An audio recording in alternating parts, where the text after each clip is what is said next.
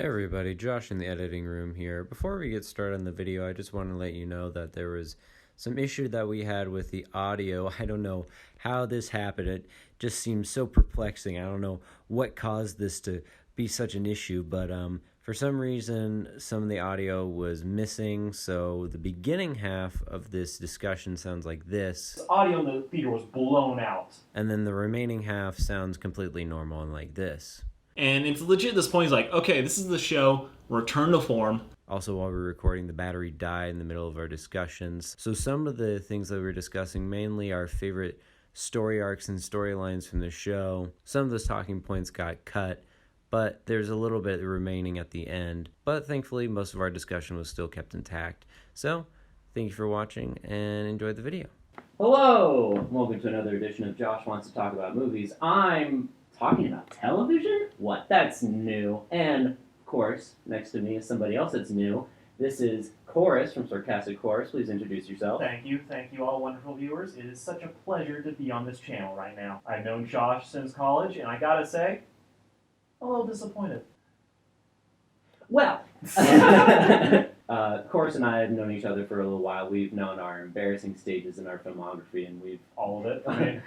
all of it. And, yeah, we've worked together for a good while, so we've got an understanding of each other's tastes. And for a while, Chorus has been talking to me a lot about Clone Wars. And for a while, I just did not care. It was killing me. I could not believe one of the best shows of all time, and he wasn't watching it. Listen, it's prequel Star Wars. How can it be good? And I kept thinking to myself that for the 4 years he's been badgering me on about it. But I finally sat down and watched it when I got Disney Plus, so that way I can watch the series from start to end and not have to deal with waiting. I sat down and watched it, and since Chorus and I have two different perspectives about Clone Wars, we thought we could just both share our ideas and get a general summary of the show.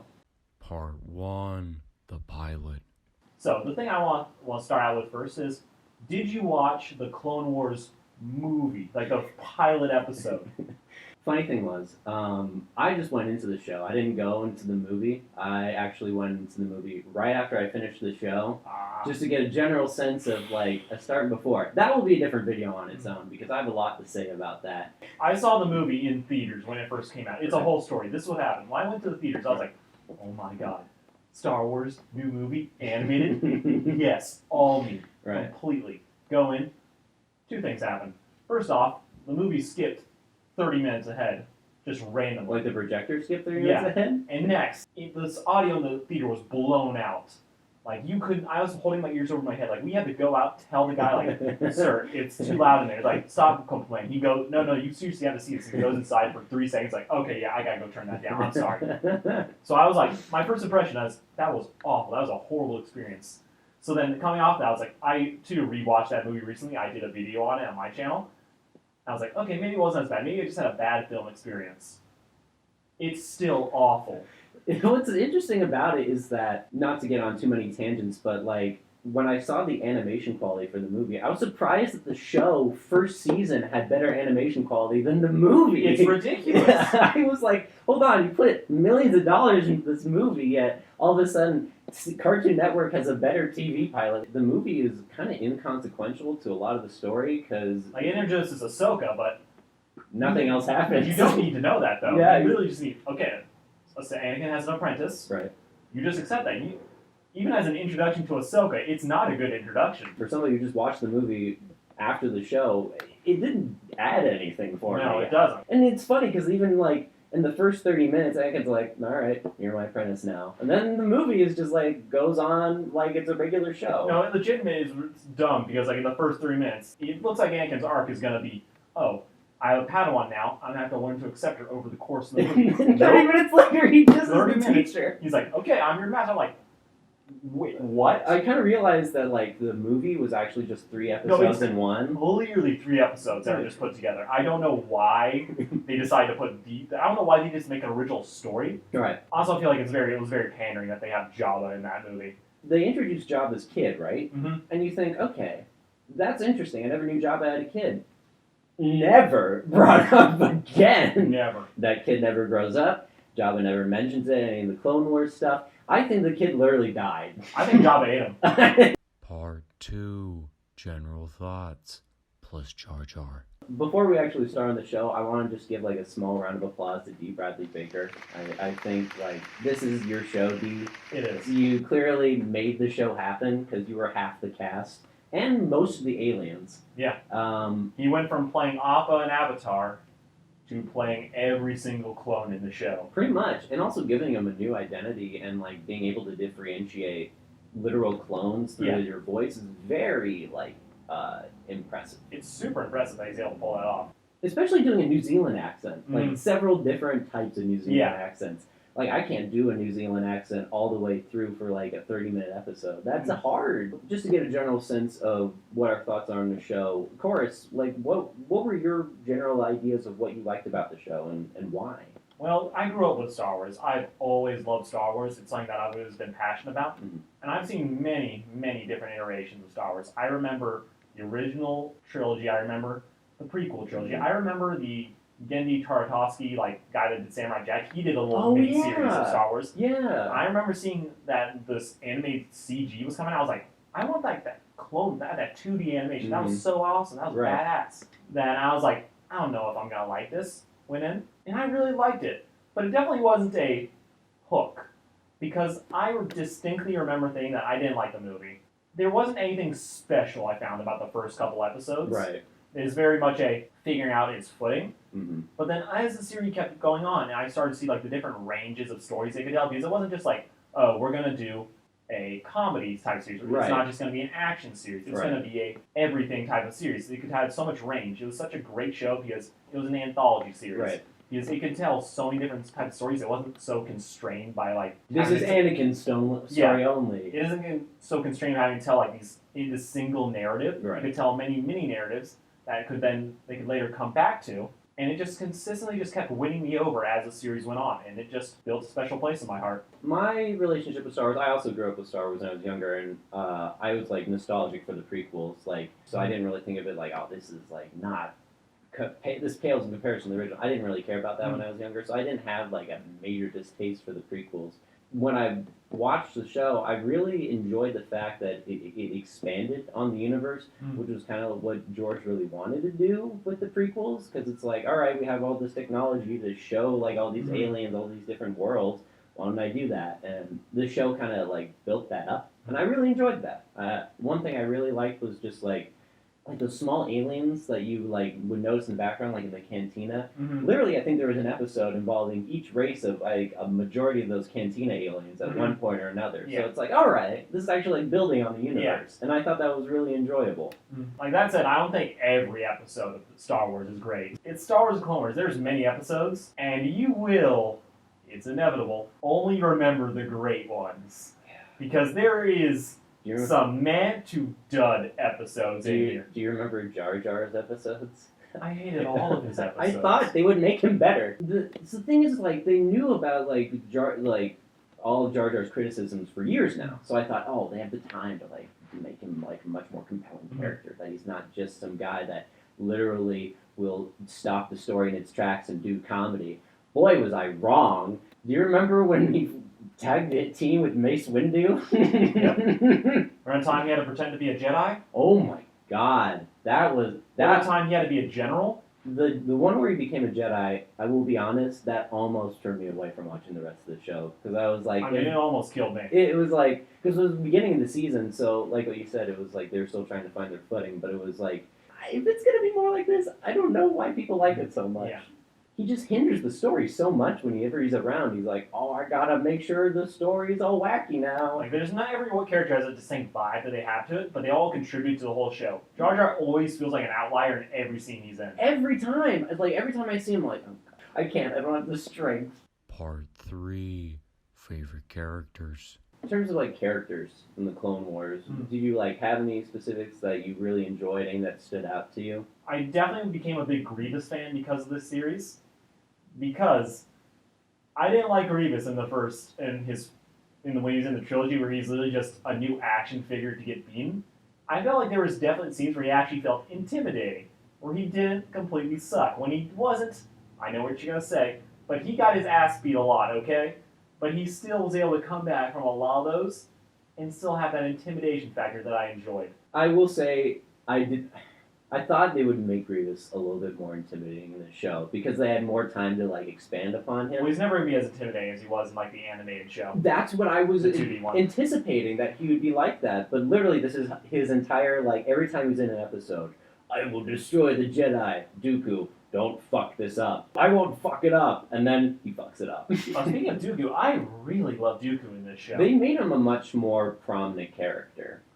As much as I love Christopher Lee, the live action series, Right. he does not do much for me. Well, the thing is, Christopher Lee is like 80 when you shot it. I So know. he's very limited on movement. I know, He's but a even- literal old man. Even as a presence, though, I can never figure out what his role is in the story. Exactly. And that's a problem with the prequel trilogy as a whole. Like, there's so many parts, but none of them seem to jive. It seems like it's like, oh, we're going to expand on this later, and we finally get to expand on it here.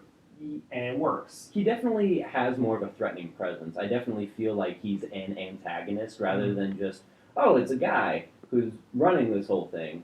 Because, like you said, at least in Attack of the Clones, they introduce him, but I don't get a general understanding of what his whole role was in the Clone Wars. Like, he's just some guy that's running the Separatists, and that's all. But he actually is, like, a pretty standout character. Literally, because he's built up to be this super bad guy, because he's one of the only 20 Jedi Masters to ever leave the Jedi Order. Right. And that's an interesting bit of lore. Right.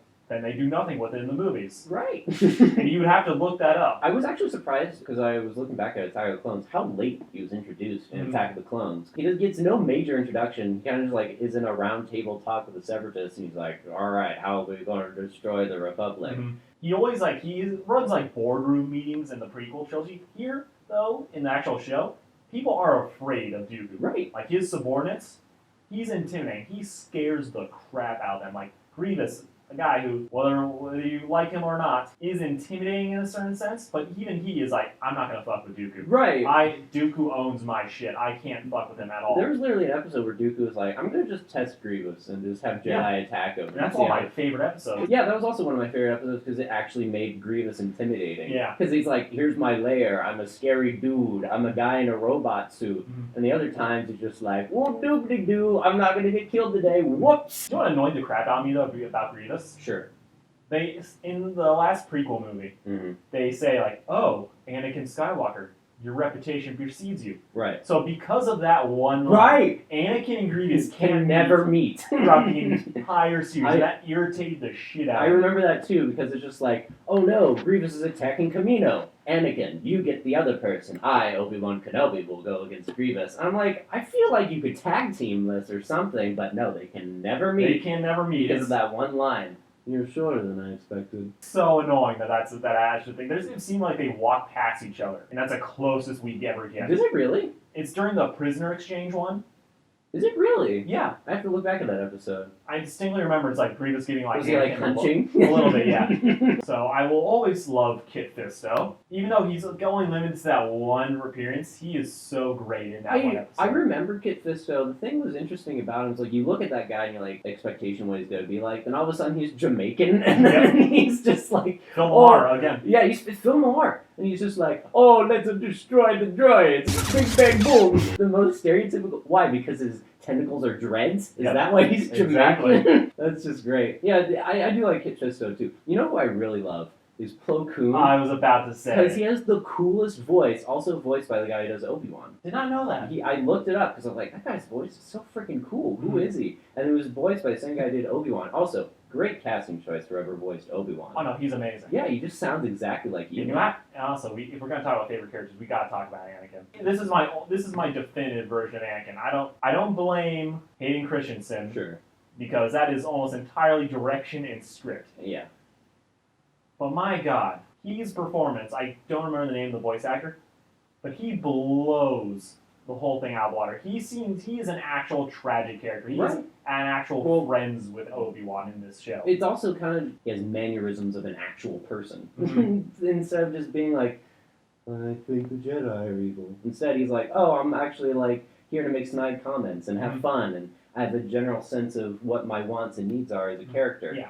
Which is kind of a plus when you give a character a lot more screen time than just movies or whatever. Yeah. The Anakin, the anime version, Anakin, like, Revenge of the Sith are pretty much almost like two different characters. Oh no, they're entirely. 100% two different characters. That's why I love. I also kind of have to agree because I don't see that Anakin when he has to like turn to the dark side in Revenge of the Sith. We had the animated Anakin in the third Oh, movie. my He God. would have killed Palpatine on the spot. Like he would have not been like, I need this. Well, even if he had turned, I would have felt like terrible. Like I would have actually felt the loss. You'd have cared. I would have cared. Love Anakin. He's finally a character for the first time. Love Obi-Wan. Mm-hmm.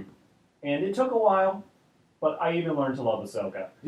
Was there like not a lot of love for Ahsoka in the beginning besides the movie? Oh, she was hated. Really? For the first movie, people were just complaining constantly, like, where the fuck does Anakin have an apprentice? He never mentions it in the prequels. Exactly. Why would he have an apprentice? That's the exact thing. Then the fact that she falls into what I call like the new character trap, Right. where it's like, oh, we want to have like a spunky, fun character. What are we gonna have this character do? Oh, they're gonna talk shit about all the characters we like, which is a horrible mistake because we're already on these characters' sides. To have her then come in and say, you guys aren't that cool, it immediately turned us against her first. Right. But then as the series went on, she started like actually developing a bond with the other characters, and we got to see like her struggle, her fight, her growth. Right. And she eventually wins you over. I feel like it's midway through season 1 that I was like, you know what, I'm starting to like this character I now. kind of felt the same too. I didn't hate her initially in the beginning, but I liked her a lot more as the season went on, especially because she goes through a lot of obstacles. She's the most developed character in the series. She goes through a lot of growth, and it makes sense that the show would essentially end with her because essentially she's like one of the main mascots for the show, besides the clones. Speaking of which, gotta give, again, props to the show for making me care about the clones. Yeah. Because I didn't really think about it all that much, about like the lives of the clones and whatever during the movies. They seemed like they were willing to fight. They seemed like they were fine putting their lives on the line, and it seemed like there were so many of them, it didn't really matter about caring about them. They're just Stormtroopers 2.0, and here they're actual people. Right, like you actually get to see specific soldiers' lives throughout the show, like Rex and Echo and Heavy, and you actually get a feel for them, and you feel kind of sad when like you see a battle and you see clones lose, because it's like, oh, those are actually like people. Part 4, the turning point. Did you have a turnaround episode for you? I use that term as in, some people were not sold when this episode was first introduced. But then there's always, I feel like there's one or two episodes that really lock you in. You're like, holy shit. You know what it is? I'm going to watch this. You know what it was? It was definitely later in the show, because the beginning parts, I guess it's because I binged through most of the seasons that I didn't have like a season weigh on me, like, and I didn't have to wait for another season to come out, unlike most of the fans. But the biggest episode turnaround for me would probably have to be the introduction of Maul. Because Maul, for the movies, didn't really have much of anything. He didn't really say much. He has like 3 lines. And I didn't really think much of him. Like, his brother, what was his name? Savage Opress. Savage Opress.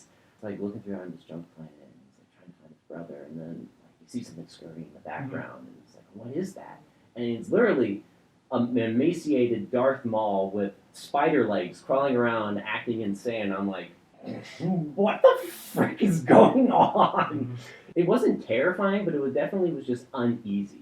And I thought that was very bold for the show to do, especially for being put on like public television, because it's just like that's really heavy shit to deal with. Then I was like, okay, this is like expanding on a prequel character, making him way more interesting, and actually taking the show in a new direction.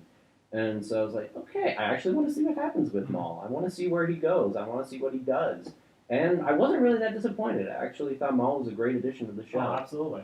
I have 2 episodes I feel like locked me in. And I was watching this week to week. I didn't have the luxury of just binging them all at once. So an episode had to hook me for me to come back next week. Right. And for me, I had 2 episodes. I thought, this has potential. Right. The first one came with, it was the introduction of the first 5 clones we meet on that moon base, where we see like, it's Heavy, it's Fives, it's all those like initial clone characters we see throughout the story. Okay. Because that was the first one I was like, wait, clones are people? Clones are people too. And then you really got to show us like their personalities. Like, wait, this is intriguing. But that wasn't the episode that like fully locked me. It was like, okay, I'm gonna watch this till the day I die. Right. It was the lair of Grievous. Right. Because that was easily, in my mind, probably the best episode in season 1. I feel like the heist at the end is a contender, but just from the thing that that episode sticks with me. Right. And it's just so good that I was like, okay, I love this. Right. I need to watch this. This is the thing that I legitimately want to see. And it was a bit disappointing. Like, it was a darker episode. I was a teenager while I was watching this. I was like, darkness, violence, I love it, yes! But then to have it like go on, I was like, okay, I know what the show can be. And that's really what kept me coming back every single week, You're even like, through the dud episodes. Right. You're just like, all right, this is the level where it's at. It can get to this level. I want to keep going. Exactly. Interesting. Speaking of heist, we haven't talked about what I think is my favorite character, which is Cad Bane. Do you remember Cad Bane at all? You know, I do. I also remember him getting significantly less badass every time he appears. That's true. I do agree that. Oh my god! I just remembered that they had like a Saw Cube like episode. Oh my god, this show was dark. But besides that, I really like Cad Bane because he was just like a guy that no matter what happened, he always had the upper hand. Mm-hmm. I loved his voice though. Oh, his voice was amazing. I was literally just like, no, you can have a podcast. I don't care. Just keep talking, and I will keep watching. And there was always just those episodes where you think they got him. I think like it was Obi-Wan and some other Jedi were like hunting him down, like grappling him. Like, oh my god, they're almost gonna get him. And then they never do. I'm like, oh my god, when are they gonna get this guy? Mm-hmm. And then he just drops off the face of the earth. I know. He never is brought up again. Mandalorian, maybe? I hope so, because I heard, I looked this up recently, and that like he was hired by Palpatine after Order 66 or something like that to do bounty hunter stuff, like Boba Fett was in Empire or something like that. I'm like, that's awesome! Like, what happened to him? Like, I hope, like Maybe he just retired somewhere with all his riches. maybe got a new hat. I don't know. He was the coolest character, at least for me, watching, and I was like hoping that he would come back later. Hopefully he is in The Mandalorian. It seems like everybody's coming into the new Mandalorian season. It seems like it. They feel like, okay, we got people now. I feel like they might be going a bit too much into like, we're going to get that guy from the Fallen Order game, and then we're going to get Ahsoka. I feel they might be dragging too much of the extended universe when I feel like they should maybe build it up to be its own thing just a little bit more. I think, I mean, it depends on how they implement it. But yeah. We'll have to wait for Mandalorian season 2 when that comes out. Part 5, Story Arcs. Okay, so no, we're going to bit off script on this one, but I feel like there's one arc we still need to talk about. Do you have any idea what I'm going to bring up? I do not know, but I feel like you're going to bring it up. Do you know the Mortis arc? The one where they go to the planet and meet like the Force and the embodiments of the Force? Oh, that one. Because that's a polarizing one. You either love it or you hate it. I think... And I'm in the I like what they're trying to do here, but I feel like it's not nearly as fun as it thinks it is. So I kind of was a bit turned off by the episode, only because I like the idea of delving into the Force, right? But I don't know who these people are at all. Like, I don't know who this guy is, who his two children are. Are they the embodiment of light and darkness? Like, is it because light is dead and dark lives that Luke becomes Vader? I mean, sorry, Anakin. My apologies. Anakin knowing his fate changed anything? No, he forgets it. Yep. Oh, Dark Ahsoka doesn't really do anything. No. Qui-Gon comes back. Yeah. He comes back for like a minute. So does Anakin's mother. Oh yeah, she does. They brought back the original the original actor for her too. Yeah, they brought back, what was her name? Not the actress, but the character. I don't know her name either. It was like a one-word name. Whatever, I'll remember it in post. Yeah, like they built up the importance. They like built up like this is going to be a very important series. It seems like it wants to be like the grand finale of the entire series. Kind of. But then it's kind of like, I don't really care for it though. It doesn't, here's the thing. I think the main reason why it doesn't leave a lasting impact on either you or me is that it didn't change the series at all. No. It didn't change how the Force worked. It didn't change anybody's relationship. And nobody learned anything. No. I remember reading, because back when they did the series, they'd really say making of episode after each one. Right. And they said for this trilogy, they wanted to be like, oh, it's going to be the entire thing is going to be like Luke inside the cave with Vader, where like the mask comes off. That was what they were aiming for, like this mysticism. I get it. I'm like, Star Wars and like that mystic, like, oh, this amazing energy. Right. It's hit or miss. It's either really smart or it's done very poorly. You can only do so much in terms of like mysticism before it becomes like overbearing. And then you're like, all right, we're basically just talking about how the magic works and all that. Yeah. And it's kind of getting a little bit more lore-like than it is telling a story. Yeah, I felt iffy about that episode. It has good moments, and visually it looks great, But speaking of the Force, I do want to ask what your thoughts were on the last arc of season 6 when Clone Wars originally was canceled, and that was Yoda learning about the living Force and the audience reaction to that. Well, technically, that wasn't the last episodes of season 6. Really? Those are the lost episodes where Disney bought the rights.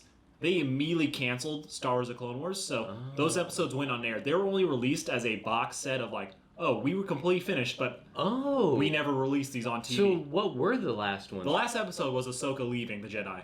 Oh, that makes a lot more sense. It's a way better finale to go off Yeah. on. And that was basically how the story ended, which I thought was a good ending for that time. I kind of wanted to see more, but I accepted it for That what it was. explains a lot, though, because in season 6, it feels very disjumbled, and Ahsoka's, like, never brought up. Yeah. And honestly, for what it was, this was a little bit when I fell out of the fandom. Just a little bit. I wasn't keeping up because this was unfinished episodes. Right. Unreleased episodes. Sure. But I remember watching them just thinking like, okay. Right. But I did not care for the Magic Sisters. Like The when they were trying to teach us like, oh, this is the secret technique one must learn to become a Force ghost. I was like, they're trying to make it more special than it is. I Yeah. feel like you just had to be like a Jedi who was... because Anakin shows up as a Force ghost at the end of the original trilogy. And he killed didn't children. do that shit.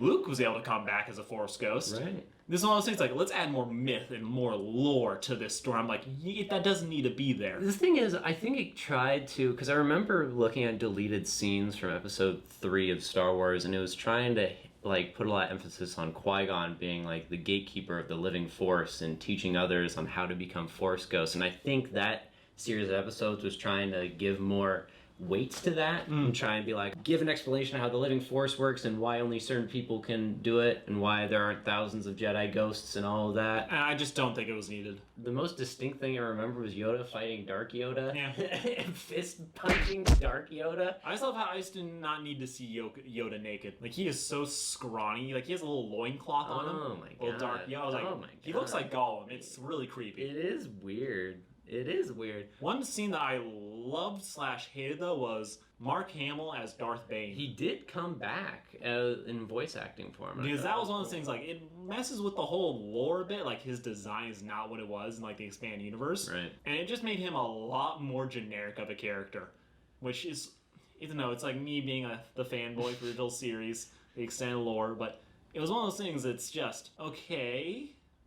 it takes away, but it doesn't give back, was my feeling. I only noticed that it was Mark Hamill. I didn't really care about Darth Bane because I'm not a nerd. I'm just kidding. But People are going to support me in the comments. They know what I'm talking about. it was nice just to see Mark Hamill come back in voice acting, which makes me think, why didn't they bring him back before? But I don't know. Maybe Mark Hamill. Use him sparingly, Mark Hamill, because he is such a big part of Star Wars. Right. To have him in, like, just some random pirate character. You want to just use him with a bit more grace, I think. I guess, like, they have to give some importance to the character if they're going to be voiced by Mark Hamill. Like, oh, this is big because it's Luke voicing this character. Or at least have him be, like, super dark and, like, unless, like, you're familiar with Mark Hamill's filmography, right? You would not know that's Mark Hamill. Exactly. Part 6, 7. So now we've talked about everything leading up to season 7. Chorus, what was your initial feelings about season 7? Oh, my initial feelings? Yes. I was like, oh my god, season 7's here. Right. And? Because it legit feels like, oh, it's a direct continuation. That first couple episodes, don't have a great sense of gravitas. This feels like these were legitimate unfinished episodes. Right. They said, oh, let's just do these episodes again. And I think I heard somewhere that they initially kind of they wanted to introduce the Bad Batch in the original Clone Wars show, but they never got to. Yeah, and it's legit at this point. It's like, okay, this is the show, return to form, but it didn't really hook me on the fact that this show needed to come back. It wasn't like this, oh my god, this is everything I've waited like 8, 6, many years it was gone. Right. It didn't mean like, okay, this is what I was missing. Interesting. It was more of the mid-level Star Wars episodes that you kind of just tend to forget about. The marketing was like final season. Yeah. And you have a certain expectation when it's final season. Like it's going to be big. It's going to be epic. It's going to be super engaging. It's not gonna waste your time. and then you get in the middle and you're like, you're wasting my time. No, the middle episodes. I like the Bad Batch episodes well enough. I thought the Bad Batch was a bit generic of like, oh, these elite misfit type soldiers. They felt very generic to me. Right. But like, okay, they're stock characters, but still enjoyable. They're fun. But the middle episodes with Ahsoka, I was one of those people like, guys, you're being too hard on this series. Why are you guys hating? Like, it's because they're women, aren't they? And then I rewatched, I was like, nah, it's fucking bad. These are bad episodes. I wouldn't care if they're women. I just didn't have any purpose or weight to it. Like, No. I was assuming when I was watching this, like, okay, these characters must come back in the finale No, or something. not at all. Or they must have some significance to Ahsoka, or she learned something new out of it. Yeah. The most she gets is that she understands the weight of, like, how the Jedi affect people other than her. But it kind of feels like we need to give Ahsoka like a point. Like, let's have her learn something. It feels like the easy thing to have her learn. Yeah. Literally, there's an episode where they were initially captured, they attempt to leave, and they end the episode by being captured again. You're wasting my time! I mean, I just feel bad for you guys, because, like, when you hear final seasons, like, all right, storylines are going to tie up. There's Yeah. not going to be any loose ends. We're not going to introduce anything. It's going to be clean. It's going to be efficient. We're going to get to the point. Does not happen for, like, a good portion of it. It's basically reminding me, oh yeah, the Clone Wars wasn't all great. It definitely reminds you the fact that there are dud episodes in Clone Wars. I guess that's and kind you of... don't want there to be dud episodes in your final season, the Yeah. thing we've been waiting years to see. I don't know if this is the right terminology, but, like, the last 4 episodes kind of just feel like whiplash, because it changes tones. Like, the last 4 episodes... It feels like a legitimate movie. It does! It just, like, all right, this is the show, and now we're into, like, the actual, like, finale. It's a thing we actually want to see. Yeah. It changes up, like, the beginning. It gives, like, the really old Lucasfilm logo, and then it goes into, like, oh, it's very cinematic, right? You know, it makes a lot of parallels with the movie. Yeah. And it just made me think, like, how would you have felt if those 4 episodes were, like, the only episodes of season 7? Oh, I wasn't happy. I wasn't blown away. I've been so hooked up on, like, oh my god, this is amazing. I would not have cared if they were just 4 episodes. Right, if it was just that storyline. Which I kind of feel the same. It just felt like, all right, here's some stuff, and now we're getting to the real meat of it. I don't know. You know why they did it, though? There's 2 narrative reasons. One, they want to reintroduce Rex and the clones. Right, because people are going to wonder. You want when Rex has to turn on his friends, his family, to hurt. Right. And you also want to reintroduce Ahsoka because same reason. She's been gone for so long. What has she been doing this whole time? Exactly. But you did not need the 5 episodes, 6 episodes that they wasted doing it. Right. But the big thing is, you know they're making a Bad Batch TV series, right? I was gonna mention that. Yeah. That's almost like 90% of the reason I feel like they got as much time as they did. D. Bradley Baker got a lot of job security after that announcement. And honestly, could not care less about the Bad Batch having their own TV show. I was like, really? Them? Give me like a Hondo. Give me a Saj Ventures. Give me like a Maul in between. Give me a Cad Bane. Give me a Cad Bane, yeah. I didn't need to see the Bad Batch, though. Here's the question, though. Maybe the Bad Batch will introduce all these loose story threads from the Clone Wars Maybe. and put them in there. I'm just questioning whether or not it's going to take place before or after the final season. Oh, could you Finale. imagine, like, Bad Batch, Because Order if- 66? Because I feel like they That'd might be be the badass. characters because they're misfits, because they're genetic, like, freaks almost, I want to Right, say. right. They're not affected by, like, the kill commands. Right. It's like, if that's an excuse, Oh, is that... Do they not have the chip in them? maybe they don't.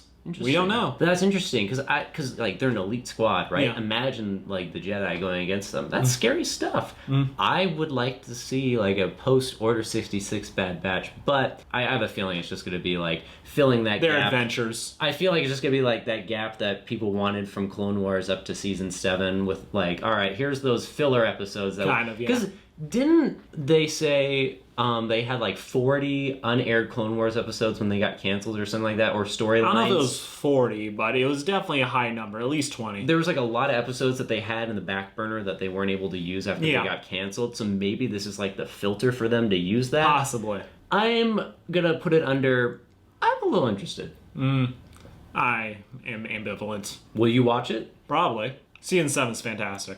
So The finale is fantastic. there's a lot of stipulation online of like what is Star Wars to you? What makes you feel like something is Star Wars to you? And I will say The opening scene on the bridge feels very much like what Star Wars is to me. It's like, it feels a lot like the original trilogy. They're going with a plan. They have like a whole like back and forth. There's distinguished character, and then there's like that swell of music as like something epic's happening. I'm like, oh my god, this feels like Star Wars. Anakin's like doing something cool. Like, I kept thinking to myself, like, if this is how like episode 3 started or something like that, or if any of the prequel movies started like this, I would have been way more invested. Nah, it needs to stop. It needs to talk about politics. Man. God talks about tariffs and taxes. Oh my god. And there are definitely politics episodes in Clone Wars that definitely hinder the show a little bit. And there are some that aren't that bad, but they're very few. There's a couple that I don't want to have this run too long, but there's definitely a lot of politics episodes where you're just like, all right, we're going through the motions here. Another Padme episode about who assassinated what senator. I just don't care. I do like how everything wraps up with Ahsoka and how it relates to Maul, because I never thought like these two together would mean anything, because I don't think they ever met once. No. And it was like, all right, what is their relation? How are they going to be related to each other in any way? And the fact like Maul is also trying to like destroy the Emperor, and I love the fact that Maul is the only character that knows what's happening. And he's right. He's 100% aware of like the end is coming. He knows that Revenge of the Sith is about to happen. And it makes Order 66 even scarier. A character that's so intimidating and so powerful is afraid of something. He's out of his mind scared. The one thing though, I feel like if they were going to have an episode of like in between stuff, we should have gone a How Did Maul Escape Sidious episode. Right! He ends the series in like the proper, like getting blasted by lightning by Sidious. Right. And that was one of the episodes they're going to show, like, I think they turned into a comic book instead where he escapes. I feel like that should have been in there, like him like coming out, like retaking his power. When he was first introduced, I legit thought Sidious let him go to lure Obi-Wan, like he was working for him. That would make sense. We don't ever see that come to fruition or know that for sure, but I just forgot about that's like the last time we see Maul. Yeah. Sidious being like, I have plans for you.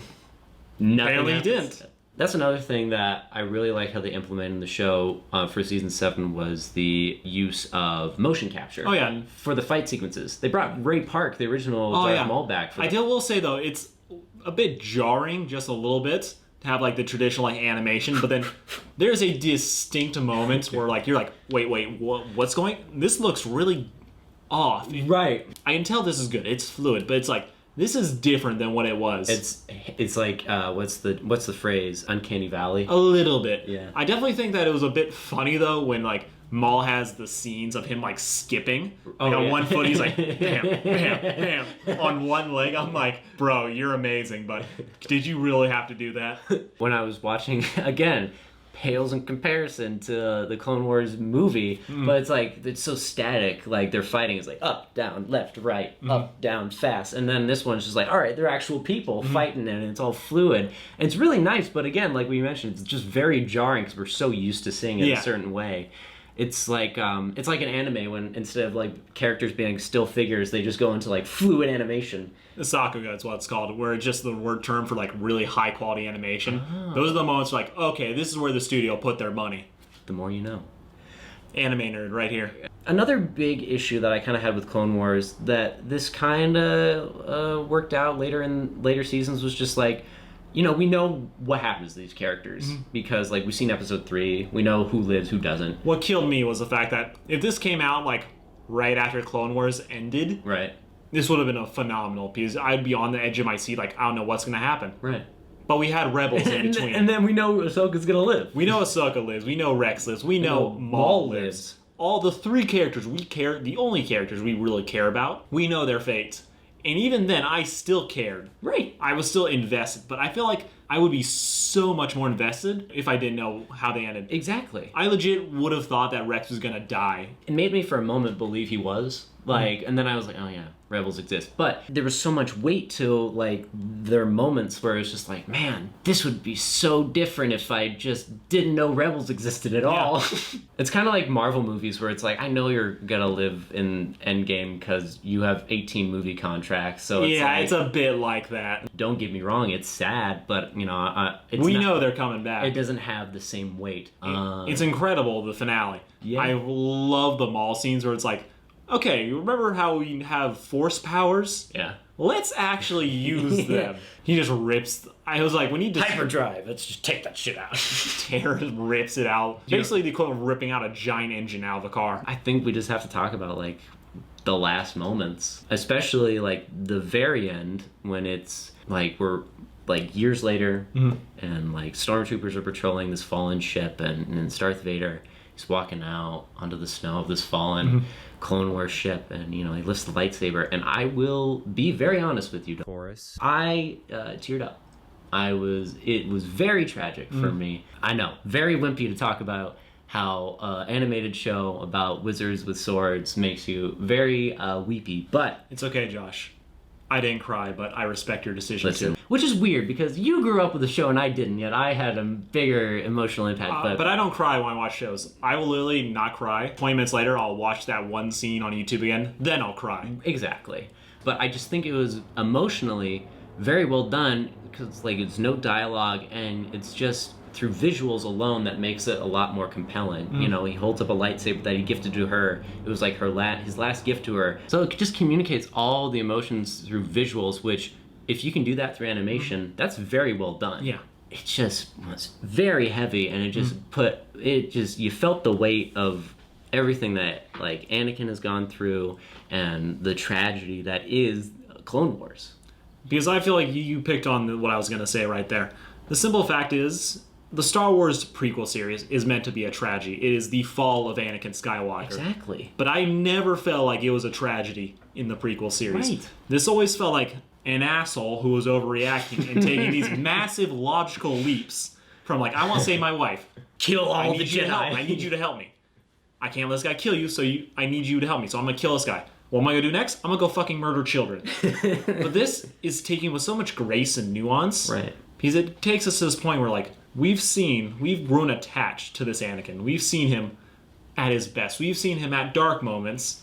Right. But then when we come here to this point, he's lost everything. Ahsoka's gone. Obi-Wan cut off his legs. He's a burnt husk of a man. The Jedi Order is gone. Everyone that he worked with is dead. Everything that he fought, the reason that he betrayed everyone, he didn't get at the end. The reason he turned evil, Padme, dead. He lost everything. And in that Snow White, he's literally holding up this one piece of like, maybe he had hope. Maybe he thought like, okay, maybe Ahsoka's alive. And he doesn't get any of that. He's just left with these memories, these scars of what he did. He's left with this just image of, this was the past. He can never get any of this back. He's lost everything. Right. And no matter how much he struggles, he is this monstrosity now who can't turn back. And I think that's probably, in the end, what gives the Clone Wars so much praise in the Star Wars canon, is that it does what the movies couldn't do, and makes us more connected to all these side characters, all the clones, all of these Jedi that we didn't even know about, all of these planets and aliens and people that we didn't even consider giving a second thought about in the movies. The Clone Wars actually gives us a chance to look at them, care about them, and then take it all away.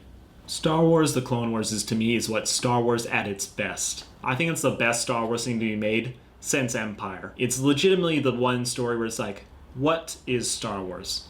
Because it's always been episodic. It's always told individual tales. In Star Wars, The Clone Wars just feels like just feels right. Right. Where it takes these small episodic stories, this world that we want to know more about, and it expanded on that. It's like, okay, we're not just going to tell the story of these Jedi. We're not going to tell just the story of the characters that we are introduced to first. We're going to tell the story of worlds. We're going to tell the story of these people that live, these casualties of like these storylines. Boba Fett, we learned more of what he went through, him dealing with his grief.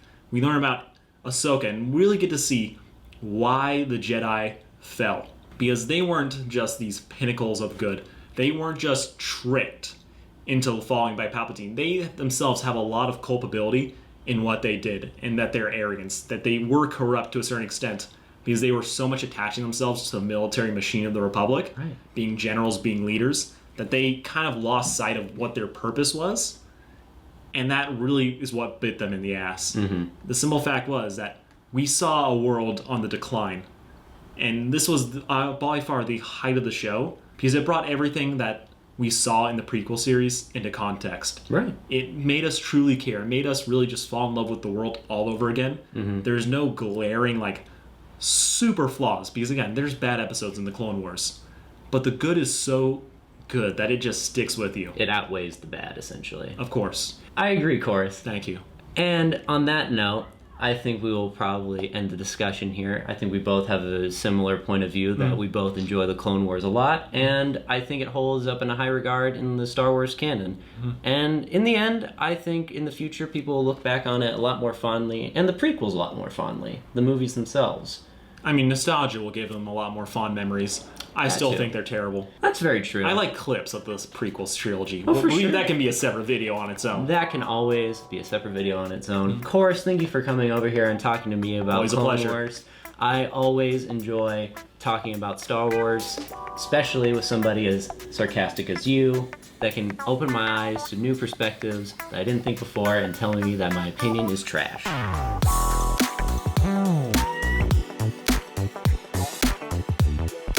Alright.